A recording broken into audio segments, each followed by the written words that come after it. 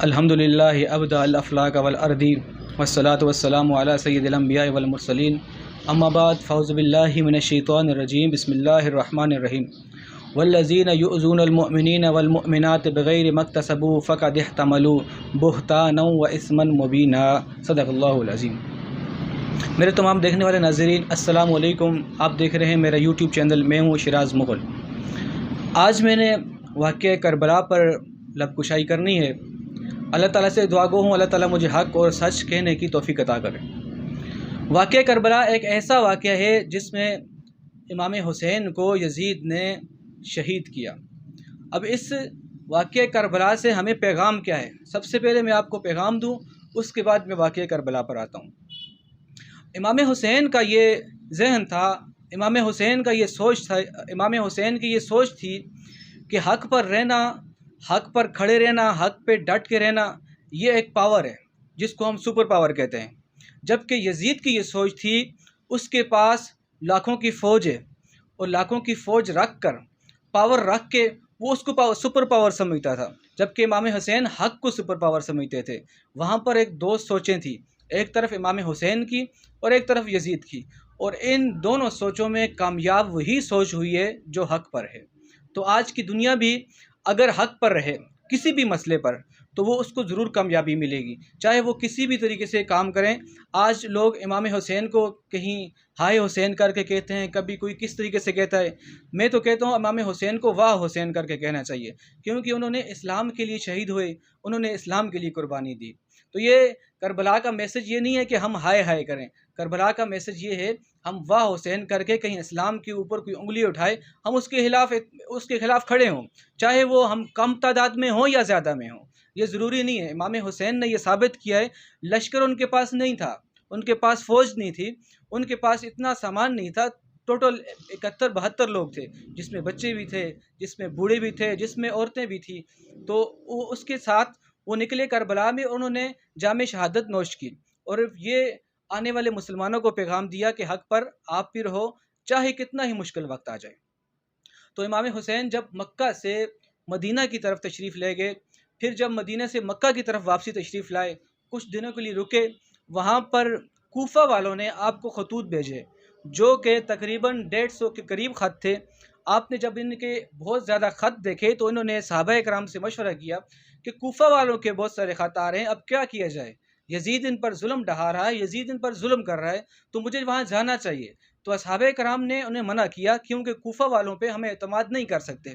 कूफा वालों पे कोई भी एतमाद नहीं कर सकता, कि वो काबिल एतमाद लोग नहीं हैं, वो आपको धोखा भी दे सकते हैं। लेकिन चूँकि इमाम हुसैन खून था हज़रत अली का, तो उन्होंने बर्दाश्त नहीं किया कि कहीं मुसलमानों पे जुल्म हो तो वहाँ पर वो ना पहुँचे। तो इमाम हुसैन ने तय कर लिया था कि वो कूफा जाएंगे। तो इमाम हुसैन ने कूफा की जब तैयारी पकड़ी, तो जब रास्ते में निकलने लगे, सबसे पहले आपके पास खातम ताई का बेटा आया, आके कहने लगा अगर आपको लश्कर चाहिए मैं आपको 5000 फ़ौज दे देता हूँ, क्योंकि कूफा वालों पे कोई भी एतमाद नहीं करता, वो आपको धोखा भी दे सकते हैं, आप ऐसे आगे ना जाएं, हो सकते है आप पर वो जुल्म ढाएं। लेकिन यहाँ पर खून था अली का, तो उन्होंने इसकी बात नहीं सुनी और ये बाकायदा जो पेशकश की थी खातम ताई के बेटे ने, उसको मुस्तरद किया और कहा मैं इसी तरीके से जाऊँगा और हक़ पे खड़ा रहूँगा। अब वहाँ से वो खातम ताई के लश्कर को, खातम ताई की उस बेटे की बात को मुस्तरद करके निकले। फिर जब चलते गए, रास्ते में एक जगह आती है, वहाँ पर आपने पड़ाव डाला। तो वहाँ पर थोड़ी ही देर बाद फिर आप वहाँ से निकले, कादसिया के मकाम पर पहुँचे, जहाँ पर हुर बिन यज़ीद ने आपको रोका। हुर बिन यज़ीद को यज़ीद ने हुक्म दिया था कि इनको कादसिया से आगे ना आने दिया जाए।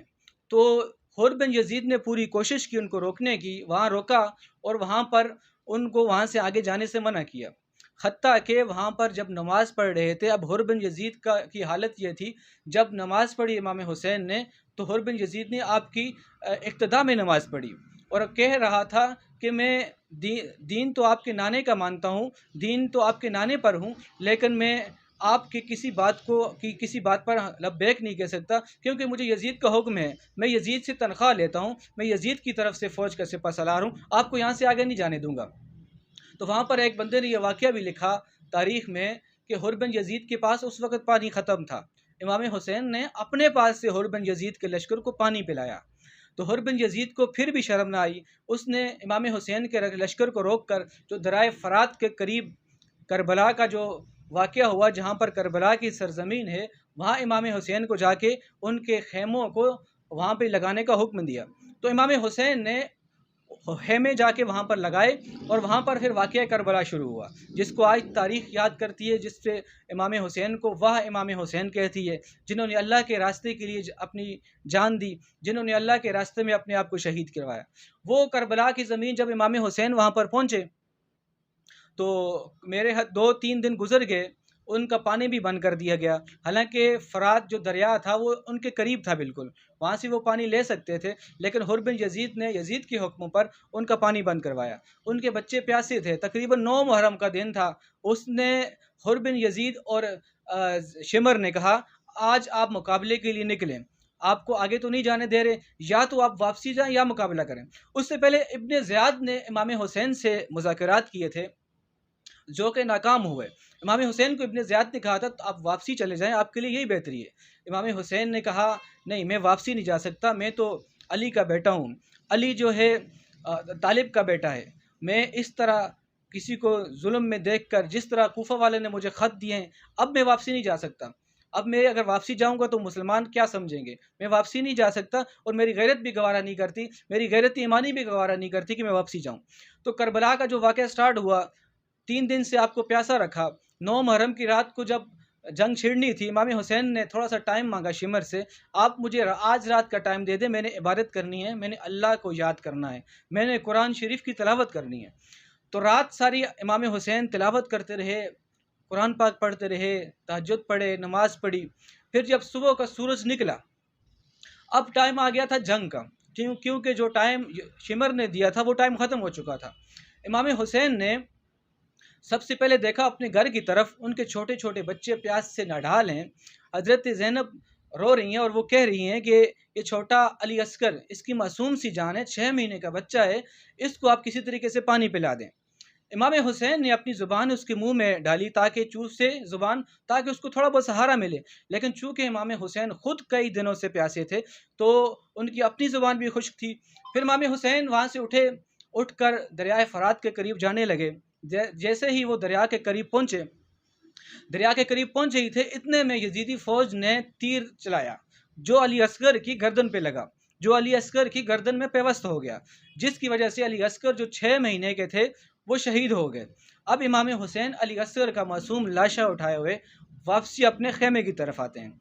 जब वो क्या समा होगा जब 6 महीने के बच्चे को किसी फ़ौज ने तीर मारा हो और उसके घर वाले उसको देख रहे हों, लेकिन इमाम हुसैन वहाँ पे रोए नहीं हैं, उनके घर वाले रोए नहीं हैं। इस वजह से नहीं रोए, और इमाम हुसैन ने बाकायदा ये लफ्ज़ कहे कि या अल्लाह, अगर तू इस बात पर राज़ी हो तो मैं भी तेरे से इसी बात पर राज़ी हूँ।